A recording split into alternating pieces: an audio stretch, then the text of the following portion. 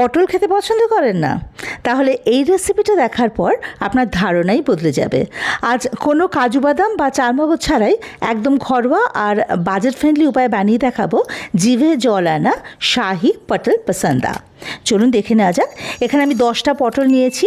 পটলগুলো এভাবে করে একটু একটু করে খোসা ছাড়িয়ে নিয়েছি। এরকম স্ট্রাইপ বা ডোরা কাটা থাকলে না দেখতে ভালো লাগে। দুদিকটা কেটে বাদ দিয়ে এবার দেখুন এভাবে একটুখানি কাট লাগিয়ে নিলাম। এতে করে সমস্ত মশলাগুলো বা নুন হলুদ যেগুলোই বলুন না কেন সেগুলো পটলের মধ্যে খুব ভালোভাবে ঢুকে যায়। এবারে পটলটাকে একটু নুন হলুদ মাখিয়ে মিনিট 10 জন্য রেখে দেবো। তাতে করে পটলটা একটু নরম হয়ে যাবে আর পটল ভাজার সময় কম লাগবে। হলুদটা একটু অল্প দেবেন যাতে করে পটল ভাজার সময় তেলটা কালো না হয়ে যায়। তো এভাবে মাখানো থাক। এদিকে দেখুন আমি 8-10টা মতো চিনেবাদাম আর 1 টেবিল স্পুন পোস্ত এটা উষ্ণ গরম জলে ঘন্টাখানেক ভিজিয়ে রেখেছি। তাতে বাটতে সুবিধা হবে আর বাদামটাকে পোস্তর সঙ্গেই বেটে নেবেন। এতে না বাটাটা খুব মিহি হবে। আর বাদামের খোসাটা কিন্তু আমি ছাড়িয়ে নিয়েছি। আর খেয়াল রাখবেন বাদামের গন্ধটা খুব স্ট্রং থাকে, নিজস্ব একটা গন্ধ থাকে। তাই জন্য বাদামের গন্ধটা বাদামের পরিমাণটা যেন পোস্ত থেকে বেশি না হয়ে যায়। 1 টেবিল চামচ পোস্ততে ওই 7-8টা বাদামই যথেষ্ট। এখানে গুঁড়ো মশলা ভিজিয়ে নিচ্ছি। তার জন্য 1 চামচ জিরে গুঁড়ো, 1 চামচ ধনে গুঁড়ো, 1/2 চামচ হলুদ গুঁড়ো আর 1 চামচ কাশ্মীরি শুকনো লঙ্কা গুঁড়ো, এটা কালারের জন্য। আপনারা শুকনো লঙ্কা খেতে চাইলে সেই লঙ্কা গুঁড়োটা এই সময় দিয়ে দিতে পারেন। তো সবই আমি টিস্পুন নিয়েছি আর কি। তো এবারে অল্প জল দিয়ে এই মশলাগুলো ভিজিয়ে রাখবো।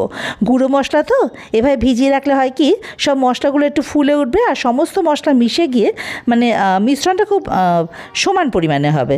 তার জন্য কি মশলা কষানোর সময় এটা কষানো সুবিধা হবে, কষানো ভালো হবে। আর মশলা কষানো ভালো হলে অবভিয়াসলি রান্না তো ভালো হবেই।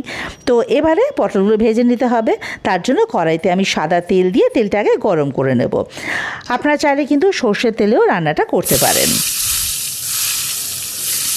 দেখুন তেল গরম হয়ে গেলে নুন হলুদ মাখানো পটলগুলো দিয়ে হালকা লাল করে ভেজে নেব। খেয়াল রাখবেন খুব কড়া ভাজা যেন না হয়, কারণ এই রান্নাটায় পটল যদি খুব কড়া ভাজা হয় তাহলে শক্ত হয়ে যায়, সেটা খেতে ভালো লাগবে না। এরকম হালকা লাল ভাজা হবে। আর একটা দিকে খেয়াল রাখবেন পটলগুলো একটু বড় হলে না ভালো হয়, তাহলে রান্নাটা বেশ দেখতেও সুন্দর লাগে আর খেতে তো ভালো লাগবে। তো এটা ভাজা কমপ্লিট। এবারে এটাকে আমি আগে অন্য পাত্রে তুলে রাখবো। এই পটল ভাজার তেলেই বাকি রান্নাটা সেরে নেব। তেলটা একটু কমিয়ে নিতে হবে, কারণ এত তেল কিন্তু লাগে না এই রান্নাটাতে। তো এবারে এতে ফোড়ন দেব। তার জন্য একটা তেজপাতা, একটা শুকনো লঙ্কা দেব, ছোট এলাচ 3টে। এলাচগুলো আমি একটু থেতো করে নিয়েছি। একটা ছোট দারচিনির টুকরো আর নেব 1/2 টিস্পুন গোটা জিরে। ফোড়নগুলো জাস্ট একটু কয়েক সেকেন্ড নাড়াচাড়া করে নিয়ে এর মধ্যে দিয়ে দেবো আদা আর কাঁচা লঙ্কা বাটা। আমি ওই 1 চামচ আদা বাটা আর 3-4টে কাঁচা লঙ্কা এগুলো একসাথে বেটে নিয়েছি। লঙ্কার পরিমাণটা আপনার যে যেরকম ঝাল খান সেই অনুযায়ী বাড়িয়ে কমিয়ে নেবেন।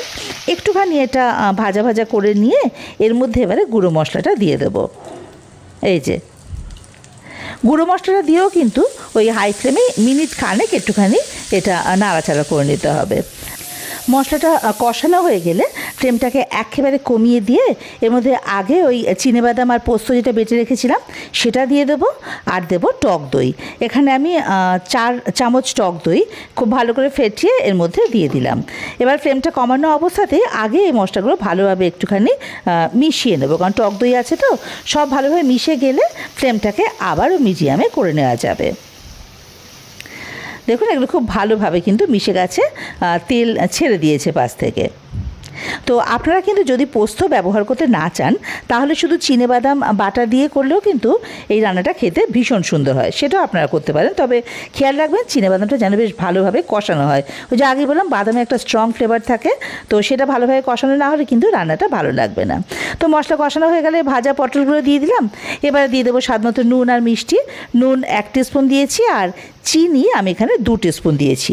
এই রান্নাটা একটু মিষ্টি মিষ্টি ভালো লাগে। নুন আর মিষ্টিটা তো আপনারা আপনাদের স্বাদ অনুযায়ী দেবেন। তো ভালোভাবে সমস্ত কিছু মিশিয়ে দিয়ে এবারে এর মধ্যে ঈষৎ উষ্ণ জল দিয়ে দেবো ওই 1 কাপ মতো, যাতে পটলগুলো সেদ্ধ হয়ে যায়। ফ্লেমটাকে মিডিয়ামে করে ঢাকা দিয়ে মোটামুটি মিনিট 5 কি 6 রেখে দেবো আর কি, যাতে পটলগুলো নরম হয়ে যায়। তো মিনিট 5-6 পরে ঢাকাটা খুলে নেব। দেখে বুঝতে পারছেন টেক্সচারটা, পটলটাও দেখে বোঝা যাচ্ছে বেশ ভালোভাবে নরম হয়ে গেছে। এবারে এর মধ্যে দিয়ে দেবো গরম মশলার গুঁড়ো ওই 1 টিস্পুন, দিয়ে দেবো ঘি 2 টিস্পুন, আর দেবো কাঁচা লঙ্কা।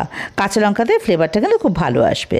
আমি এখানে 3টে কাঁচা লঙ্কা চিড়ে এর মধ্যে দিয়ে দিলাম। এবার ফ্লেমটাকে অফ করে ঢাকা দিয়ে স্ট্যান্ডিং টাইম মিনিট দুয়েক পর ঢাকাটা খুলে নিলাম। দেখুন রেডি। ব্যাস, গরম গরম লুচি, পরোটা বা পোলাওয়ের সাথে পরিবেশন করার জন্য আমাদের শাহি পটল পসন্দা একদম রেডি।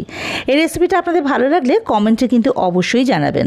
আর হ্যাঁ, আপনারা বাড়িতে পটল পসন্দা বানানোর সময় কি কাজু বাদাম দেন না পোস্ত, সেটাও কিন্তু আমাকে নিচে কমেন্টে জানাতে ভুলবেন না।